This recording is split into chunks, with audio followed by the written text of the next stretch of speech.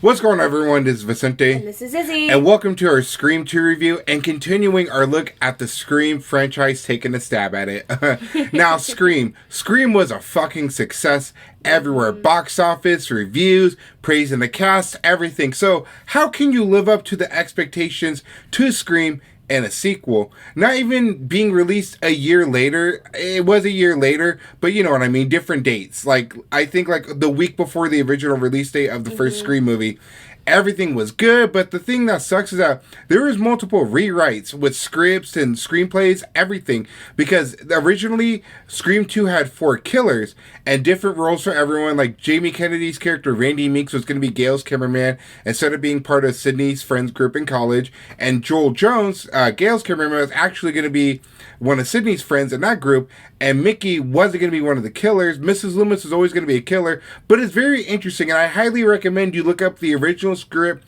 for Scream 2, because I do like it, but I also like what we got now, because I think if we got in the original Scream 2, it wouldn't be as popular as it is right now, because the ending for the original Scream 2 was fucking stupid. It ended it on a cliffhanger to where if Cotton Weary or Sidney Prescott died. Oh, see, that would suck. I would not want to end any horror movie, especially the Scream franchise, on a cliffhanger like that, especially because the movie's so meta. Oh my god, yeah. And what I like about Scream 2 is that it literally defies a lot of horror sequels' expectations, because we all know as horror fans that a lot of horror movie sequels don't really live up to the original. Not that we expect it to, but sometimes they're just not as good or they just suck. But Scream 2, I would say, is up there with the original. It's not my favorite Scream sequel. It's Izzy's favorite Scream sequel.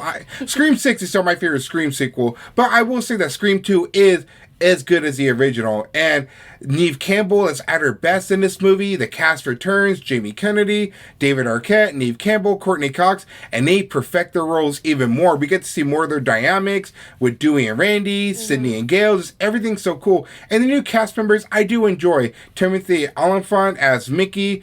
I love Mickey. He's my third favorite killer, even though he is a negative, which we'll get into later. But if I had to rate this movie, I would give it a 9 flat out of 10. Yeah, I can agree with that. Your points are good. For me, this movie is a 9.5, because as Vicente said, this is my favorite Scream sequel, and we'll discuss why. Yeah. But it's a great sequel, and it will not disappoint you. Yeah, although there was, funny enough, there was a thing, it's a positive. There is a positive in this list that used to be a big negative for me, and I can't wait to talk about it. It's our last positive, so without further ado, let's get into our positives and negatives of Scream 2, slicing into the sequel horror. So starting off with our first positive, Neve Campbell is at her best with the Sidney Prescott portrayal. Now, how do you make Sidney a better character in a sequel when she was already perfect in the first Scream movie? Oh, they do better. Neve Campbell literally brings her A game in this movie. There's some scenes to where she's funny, happy, and laughing, and then some scenes to where she's just sad, emotional. But there's a line in the movie that I like, what she tells Dewey when she learns about Randy's death. She tells Dewey, stop trying to sugarcoat it for me. I'm not going to break it like glass. That literally shows how much of a badass Sidney Prescott is. And just even that little bit of time from Scream 1 all the way to Scream 2, because Scream 2 takes place, I want to say, a year or two after the original. So just in that little span of time, she evolved into a badass character. Yeah, it just shows, if you loved Sidney in the first movie, everything is just even more better in the second. Her character is just badass, like, and you can see how the trauma affected her from the first movie, but she's strong enough and doesn't let it get to her. And you see the moments of her weakness, but then again, you see her strong moments as well. Oh my god, yeah, just easily perfect. And then when she finds out that the killings are starting again with the opening scene in the movie theater, which we'll talk about in a little bit, immediately she's like, it's Ghostface, this has something to do with us. And she's ready. Even though she's not the badass she is in Scream 5, she's still a badass, because she's like, I'm ready for this dude. I'm sick of and tired of it. I don't want this defying my life. Yeah, she knows that it can come back, and so instead of being, oh, help me, she's like, nope, we're gonna get this badass. Yeah, let's just get ready for it. Yep. Now, starting off with our second positive, the opening scene for Scream 2. Now, it's not as iconic as the first Scream movie, but this one's still fucking terrifying. It happens in the public, in a movie theater, something that you never thought would happen. Now, unfortunately, our opening Sidney kills are Omar Epps and Jada Pinkett Smith, but she was a Jada Pinkett in this movie. And holy crap, this scene, that whole opening scene was just like, what the fuck? Because we see Omar Epps' character go to the bathroom while he leaves his girlfriend while she's watching a movie, and then all of a sudden Ghostface gets him with the knife through the bathroom stall. Even though I kind of call bullshit on that, a knife being able to penetrate a bathroom stall or whatever, but it's still like, holy crap, you don't expect people to get murdered in public. And then we see Jada Pinkett Smith get brutally stabbed during the movie while the crowd's just going wild and nuts and no one's not helping her, and you expect people to help you, but she's just all alone and terrified after she realized that her and her boyfriend are dying and that there's no one there to save them. Yeah, and she literally has to go on stage in order for the audience to react. And it's crazy to see how it just goes from screamings to silence. Oh my god, yeah, because people think that her reacting is just all part of the show, but as soon as she gets up there to the main screen and she has this blood-curdling scream and she's all bloodied up and then she just falls and just silence. To me, that's just as scary. Not as scary as the opening scene in the first Scream movie, but even then, that opening scene still sends chills down my spine. And you can't compare the opening scene to the first Scream movie because it's just so iconic, but they did a damn good job with that movie theater opening scene. Yeah, the movie theater is definitely not as iconic as the first, but it's one of the better opening scenes in the Scream franchise. Yeah, I would say definitely second best opening scene in the franchise. And now starting with our third positive, the continuance of the rules and the meta in this movie. Now, the rules for a horror sequel, according to Randy Meeks: number 1, the body count is much bigger. Number 2, more blood, more gore, carnage, candy. Your audience is just going to expect it. Now, funny enough, he was going to say a third rule, but it never got confirmed because Dewey interrupted him. But in one of the original trailers for Scream 2, Randy actually said the third rule, and the third rule is never ever assume that the original killer is dead.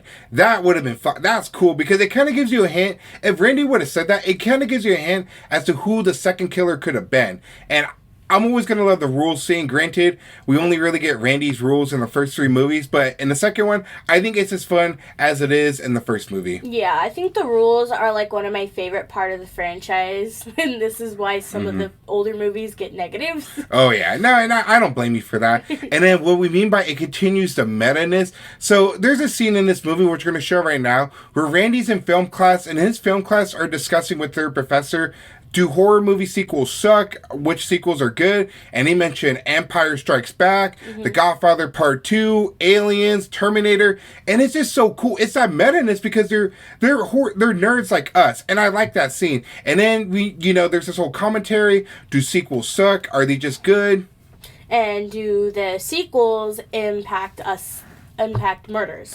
Yeah, they take, it's an interesting meta to where they say, is someone, when a professor says someone trying to create a real life sequel because they're trying to be copycat killers, because they're copying the original murder pattern, because it was Maureen Evans, and then, Casey Becker, and then Stephen Orth, and so on and so on. And so I just appreciate the meta-ness in this movie, and just that whole, when they're all discussing the sequels, which ones are good, which ones are bad. They mentioned The House 2 Sorority Row. That's a horrible sequel. I don't know why one of the characters mentioned it, but I do appreciate them continuing that meta, because I feel like later on in the franchise, we kind of lose that aspect of what makes that movie so special. Yeah, I think the meta-ness is also what makes this movie different from other horror movies, and it's one of my favorite parts of the Scream franchise. Oh yeah, easily. All right, and now moving on with our fourth positive, the chase scenes. The first Scream movie has some good chase scenes, but these chase scenes in Scream 2 are fucking scary. One of my favorite ones is where Gail, she's at the auditorium theater, amphitheater, and her and Dewey are trying to escape from Ghostface, and there's these narrow hallways that you see her just try to go through, coordinate through, and it's so scary, it's so tense, because any wrong turn, or she moves at the wrong moment, she's dead. Her and Dewey are dead, and then the killer gets Dewey. Granted, he still lives because, plot armor. And then another scene that I like, which we're going to show right now again, is when Haley and Sidney are literally trying to escape the car when Ghostface is knocked out after it crashes. That whole scene is just so fucking tense. It's scary, and I love it.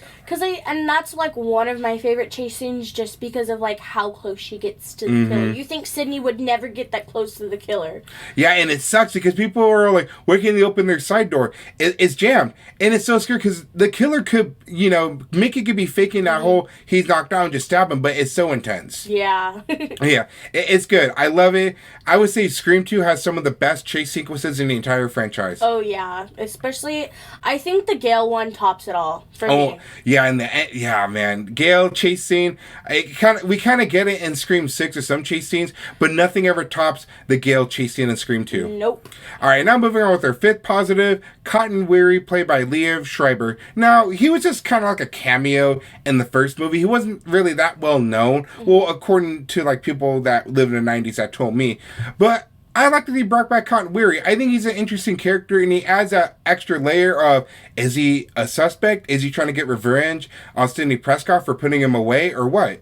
Yeah, I think it was really interesting to try to frame him as one of the killers, and I think his whole side plot of trying to get to talk to Sidney and do an interview with Sidney was really cool. And what I do like about Cotton Weary is that he is sympathetic, because Gale, we're going to show a clip right now, Sidney punches Gale again, because Gale brings Cotton Weary to the campus where Sidney goes to college at, but what I like about it is that Gale told Cotton that Sidney knew about it, and that she was cool with it, and then right after Gale gets punched, Cotton's all like, you didn't tell Sidney? And so, even though it's not a lot, to me, it shows that Cotton is still sympathetic. He's not trying to hurt Sidney. And then in the end, when Cotton Weary has Sidney and Mrs. Loomis at gunpoint to see who's going to benefit him more, and then Cotton tells Sidney after saving her, saying, I would never betray you like that, right? Like, I was just for show. And so I do like that how Cotton isn't just, I'm glad that they never made him a killer, because that would have been very stupid to me. It would have been cliche, and so it's nice to see him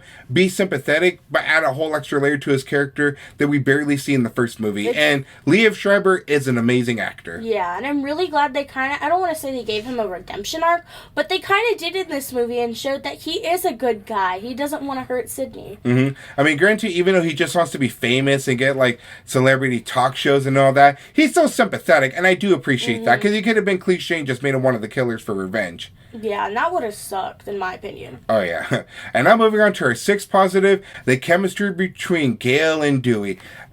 They're good.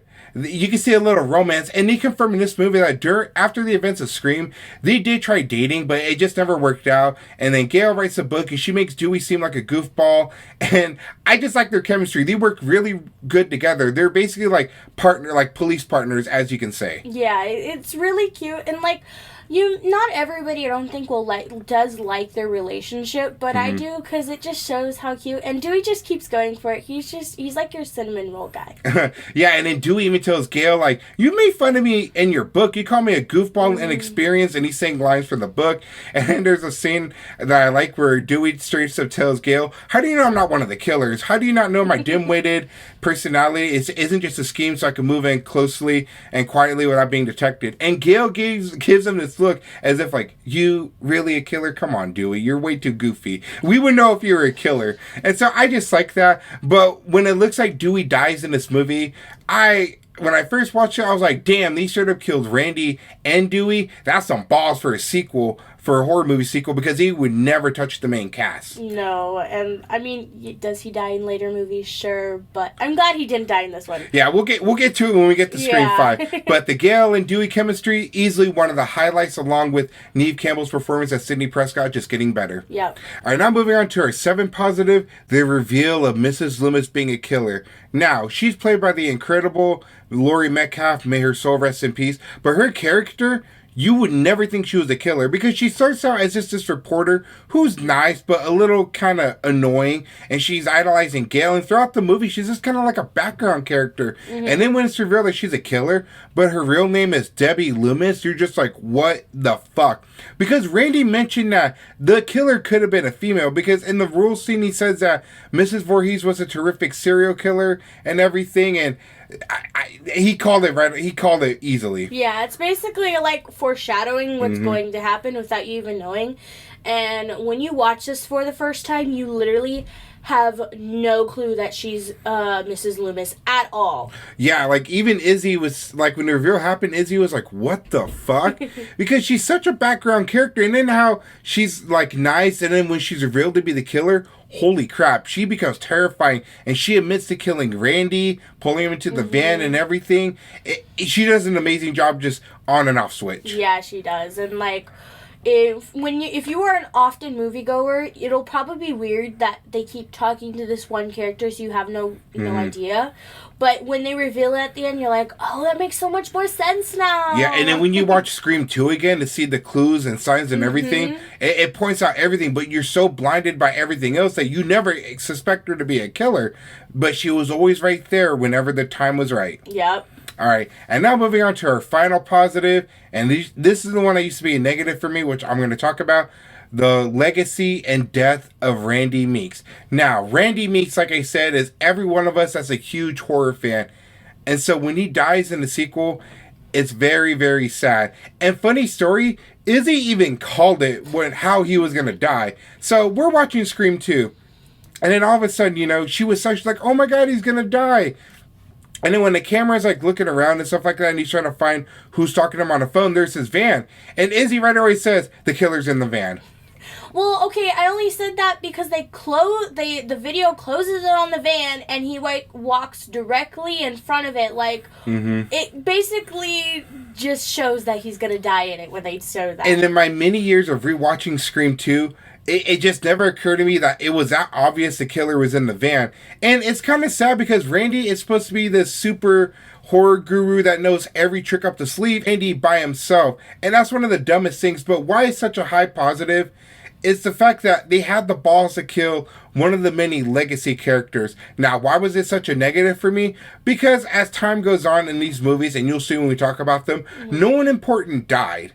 No one did. And so to me, it was like a big fuck you that they killed Randy Meeks off and not touch any of the other legacy characters. And thank God in Scream 5 it happened with Dewey, which we'll talk about more later. But since another legacy character died, it kind of makes Randy's death a little bit more impactful, because you never would think that someone that important would die in a sequel. Maybe at the end of a trilogy or maybe a fourth movie, but never in the sequel. And I know Wes Craven everyone regrets it to this day. Wes Craven, when he was alive, may he rest in peace. Kevin Williamson, everyone that worked on that movie regrets killing Randy off. And Jamiekennedy has said in interviews and many podcast episodes that whenever people come up to him that are Scream fans, they always ask him, why did Randy have to die? And I always do wonder that. But I think Randy's death literally sets the stakes for how high the Scream movies can go, saying that we don't care who you are or what you represent, you will die at any time. And so that used to be a negative for me, but now I just see it as a positive because it literally raised the stakes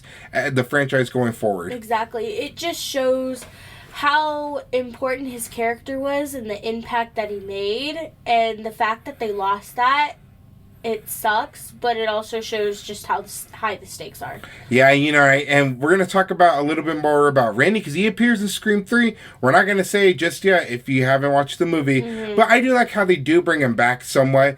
But as far as Randy Meeks, he'll always go down as one of the best horror movie characters and gave the greatest pre-death speech, even better than Samuel L. Jackson in Deep Blue Sea. All right, and now there are negatives with this movie, unfortunately. Unlike the first Scream movie where it was just more nitpicks, these are legitimate negatives. And so now, starting with our first negative, Mickey being way too obvious as a killer. Now, I love Timothy Olyphant. He's an amazing actor. I liked him in Justified. I like him in a lot of movies and TV shows. But his character of Mickey just wasn't interesting. Like, he was a cool character, I guess, in the beginning when he was just in Sydney and Randy's friend group. But he disappears literally right in the middle of the movie, and you never see him again. His last scene with Sydney at the hospital when Derek gets attacked, and he's getting stitches and getting his arm bandaged, and he's talking to Sydney. But after that, the last time we see him is the cafeteria scene. My bad, which we'll talk about later. But after the cafeteria scene, we never see him or hear from him again. And then when he's revealed as a killer, it's like, okay, well, I knew he was a killer. They never really, that's one of my biggest problems, that they never try to make his character at least not suspicious. It's just like, okay, he's one of the killers. I knew it. Exactly. He just makes his character too obvious, and I understand his motive was that he wanted to be caught, but even just as moviegoers, he just seems like a way too obvious killer. Yeah, his motive was stupid and never would have worked. His thing is that he wanted to be caught, like what Izzy said, and that his defense was going to be he's going to blame the movies. And that's interesting, too, because that's kind of a little bit of meta in real life, too, is that there is a debate saying that, do horror movies inspire real-life murders? I don't like to get, like, political or anything on our podcast, but I am a firm believer that horror movies aren't responsible, because it is reality. Because if horror movies never existed, it's still not going to stop crime. Crime will always happen no matter what. Now, will they try to say it inspired them? Yeah, but it's not the movie's fault. And so it's an interesting thing that could have been done correctly, but it's just with the character of Mickey, with him being the killer, and then this whole revelation that he wants to get caught and wants to blame the movies. It's just so stale and it's stupid. Yeah, it's too easy of a killer. Like, his storyline is just clean cut. There's nothing like, there's no like loopholes and twists. It's just like, oh yeah, I want to be caught. Oh yeah, I'm the killer. Oh yeah, I've disappeared for half the movie, so you know I'm the killer. Yeah, and it's just so dumb. That's the big negative. But the biggest crime is with our second negative. And now with our final negative, this movie's way too fucking long. It's clocking in at 2 hours. And this movie isn't trying to get like an Oscar or an Academy Award or anything, so I don't know why they're trying. But there's a scene in this movie that goes on for way too long. Izzy knows what scene I'm talking about. My friend Ty, what's up, Ty? I talked to him about it and he agrees. We're going to show a clip right now. The whole infamous cafeteria scene to where Derek is literally ripping off the scene from fucking Top Gun, the first movie. And he's singing Sydney a song, giving her a necklace. Me and Izzy have timed that scene. Last year we were just rewatching it just because.